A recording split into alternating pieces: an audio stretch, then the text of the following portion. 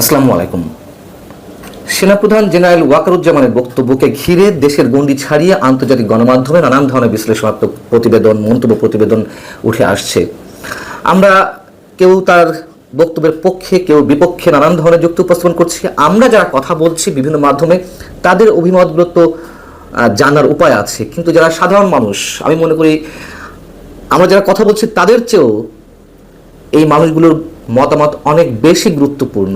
তারা কি বলতে চান সেই জায়গা থেকে আমি আমাদের ইউটিউব চ্যানেল মানচিত্রে একটি জরিপ চালিয়েছি, বোঝার চেষ্টা করেছি সাধারণ মানুষ কীভাবে তার বক্তব্যটিকে নিচ্ছেন। তো সেই জায়গা থেকে আমি একটা প্রশ্ন রেখেছিলাম। প্রশ্নটা এরকম যে সেনাবাহিনীকে অন্ধকারে রেখে বিভিন্ন সিদ্ধান্ত নেওয়া হচ্ছে, মব ভায়োলেন্স আর সহ্য করা হবে না, বিদেশি স্বার্থে করিডোর নয়, ডিসেম্বরের মধ্যেই জাতীয় নির্বাচন। সেনাপ্রধান জেনারেল ওয়াকারুজ্জামানের এই অবস্থানকে আপনি কি সমর্থন করেন? হ্যাঁ হলে হ্যাঁ, না হলে না। তো ভোট পড়েছে 30,000-এরও বেশি। 30,000-ও যদি ধরি, তার 86% পড়েছে সেনাপ্রধানের বক্তব্যের সমর্থনে, অর্থাৎ হ্যাঁকে সমর্থন করেছেন। সেই হিসেবে 25,800 জন মানুষ সেনাপ্রধানের পক্ষে অবস্থান নিয়েছেন, আর বিপক্ষে অবস্থান নিয়েছেন বা ডক্টর ইউনূসের পক্ষে অবস্থান নিয়েছেন 14% মানুষ, অর্থাৎ 30,000-এর মধ্যে 4,200 জন মানুষ সেনাপ্রধানের বিপক্ষে মতামত ব্যক্ত করেছেন। তো এই জরিপে যারা ভোট দিয়েছেন, যারা তাদের অভিমত ব্যক্ত করেছেন, এগুলোর কোনো কিছুই তো ম্যানিপুলেট করার সুযোগ নেই। আমাদের জাতীয় নির্বাচন যত সুন্দরই হোক, সেখানে কোথাও না কোথাও কারচুপির ঘটনা ঘটে। এই ভার্চুয়াল প্ল্যাটফর্মটিতে ম্যানিপুলেট করার ন্যূনতম কোনো সুযোগ নেই। যারা কমেন্ট করেছেন, যারা ভোট দিয়েছেন, তাদের মধ্যে দেখলাম যে খেয়াল করে 4 ক্যাটাগরির মানুষ এখানে তাদের উপস্থিতি রয়েছে। এর মধ্যে একটি পক্ষ রয়েছেন যে সেনাবাহিনী ছাড়া এই মুহূর্তে আর কারোর উপরে আস্থা রাখতে পারছেন না, তারা কারোর উপরে নির্ভর করতে পারছেন না। আরেক পক্ষ রয়েছেন যে অনেক কারণে সেনাবাহিনীর উপরে ক্ষুব্ধ, তারপরও তাদের শেষ ভরসা সেনাবাহিনী। আর একদল রয়েছেন যারা পুরোপুরি সেনাবাহিনীর উপরে হতাশ। আর আরেকটি পক্ষ রয়েছেন যারা ডক্টর মোহাম্মদ ইউনূস বা সাবেক সমন্বয়কদের পক্ষে, পারলে সেনা প্রধানকে ধরে যেমন ইচ্ছে তেমন শাস্তি দেওয়ার আকাঙ্ক্ষা তাদের। তো যারা মতামত ব্যক্ত করেছেন বা অভিমত প্রদান করেছেন, তাদের মধ্য থেকে এখানে কমেন্ট করেছে শত শত। আমি তাদের মধ্য থেকে কিছু কমন কথা নিয়ে তারা যে অভিমত ব্যক্ত করেছেন সেখান থেকে কিছু বাছাই করে আপনাদের সামনে তুলে ধরছি। আপনারা বুঝতে পারবেন যে আসলে সেনাপ্রধানের অবস্থান এই মুহূর্তে কোথায়। প্রথমেই যেমন যদি বলি, সাইফুল আলম নামে একজন কমেন্ট করেছেন, প্রথম থেকে যদি সেনাপ্রধান কঠোর অবস্থানে থাকতেন তাহলে দেশ আজ গভীর সংকটে পড়তো না, দেশে আইনের শাসন ভুলণ্ঠিত হতো না। তারপরেও বলি, দেরিতে হলেও সই, মানে সবশেষ সেনাবাহিনীর যে অবস্থান সেটা অবশ্যই ঠিক আছে। আরেকজন একটি আইডি থেকে করেছেন, এখানে সরাসরি তার নাম নিয়ে একটা কোড নেম রয়েছে। তিনি বলছেন যে গত প্রায় 10 মাসের সেনাপ্রধানের অনেক দায় দায়িত্ব ছিল, কিন্তু উনি সেই দায় দায়িত্ব পালন করতে ব্যর্থ হয়েছেন। তবুও বর্তমানে উনি আস্থার প্রতীক।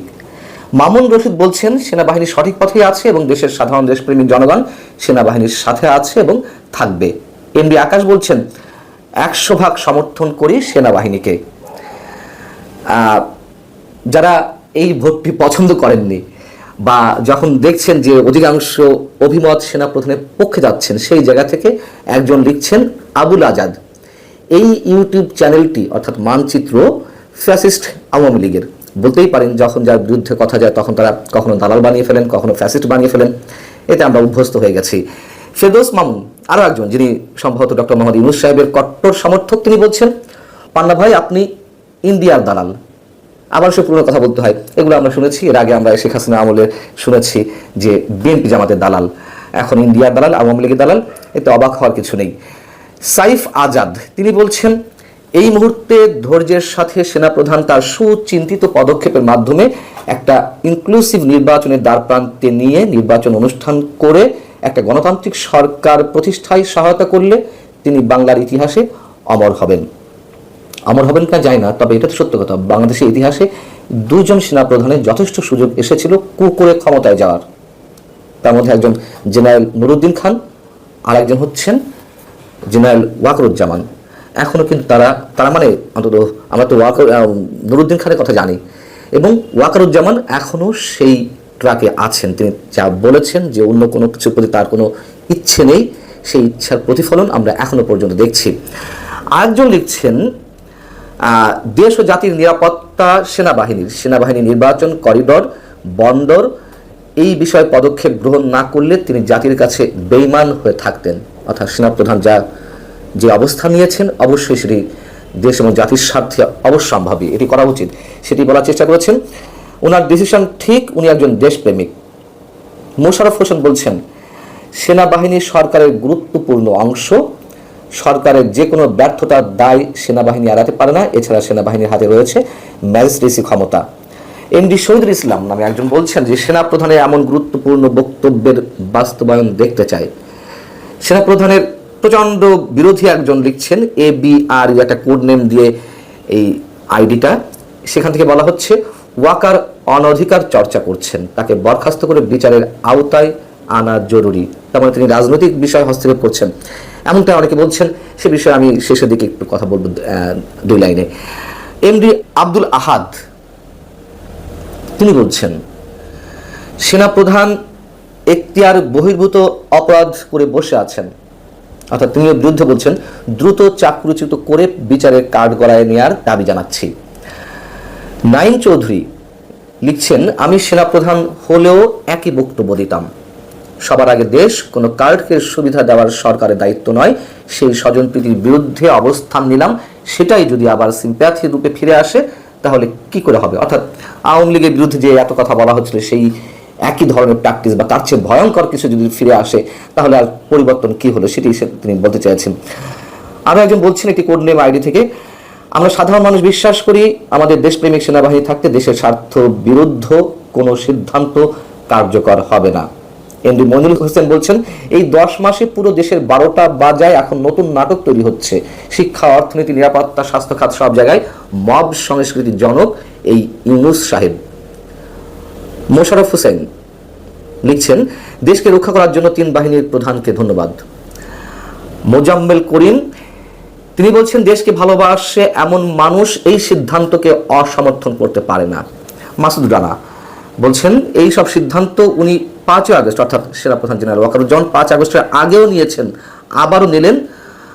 আল্লাহ সেনাবাহিনীকে সেই ক্ষমতা দাও দেশকে উদ্ধার করার। এখন বিষয় হচ্ছে, যারা বলছেন যে সেনাপ্রধান অনধিকার চর্চা করছেন, রাজনৈতিক বিষয়ে হস্তক্ষেপ করছেন, দেখুন এটি সত্য কথা, সেনাপ্রধান বা সেনাবাহিনীর কোনো ধরনের অধিকার নেই রাজনীতিতে হস্তক্ষেপ করার। কিন্তু এখন কি রাজনীতি চলছে? কোনো রাজনৈতিক সরকারের সময়, সেই যে সরকারই হোক, সেখানে সেনাবাহিনীর এ ধরনের মন্তব্য অবশ্যই আমরা একটু অন্য কিছু মিনিং দাঁড় করাতে পারি। কিন্তু এখন তো রাজনৈতিক সরকার নয়, এখন অন্তর্বর্তী সরকার, তত্ত্বাবধায়ক সরকার, অস্থায়ী সরকার, অন্তর্বর্তী সরকার, যেভাবে বলি না কেন, এই সব সরকারের সময় অবশ্যই সেনাবাহিনীর একটা গুরুত্বপূর্ণ রোল থাকে। আর সেখানে 5 আগস্ট সেনাপ্রধান জেনারেল ওয়াকারুজ্জামান সব দায়িত্ব নিজের কাঁধে তুলে নিয়েছিলেন। তো তিনি সেখানে অনধিকার নয়, তার অধিকারের বিষয়টি অ্যাপ্লাই করবেন না বাহিনীর পক্ষ থেকে। দেশ কোন অবস্থা যাচ্ছে না যাচ্ছে, আর একটা অস্থিতিশীল অবস্থায় যায় কিনা, বিদেশি শক্তির হস্তক্ষেপ ঘটে কিনা, বিদেশি বা আন্তর্জাতিক শক্তিগুলোর যেই স্বার্থসিদ্ধির খেলাই বাংলাদেশে ঘটার সম্ভাবনা রয়েছে, সেইখানে তিনি তার রোল প্লে করবেন না? অবশ্যই করবেন। আর যার কারণে 86% মানুষ তার পক্ষে অবস্থান নিয়েছেন। অন্তত